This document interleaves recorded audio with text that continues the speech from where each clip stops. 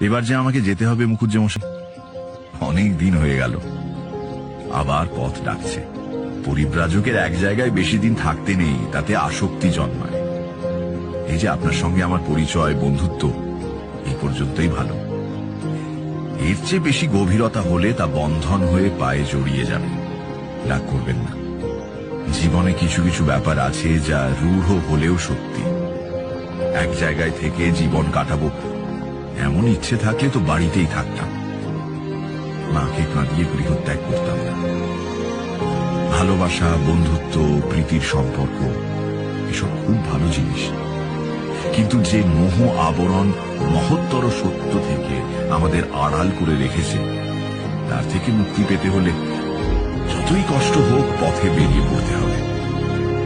আমি আপনাদের ভালোবাসায় জড়িয়ে পড়ছি।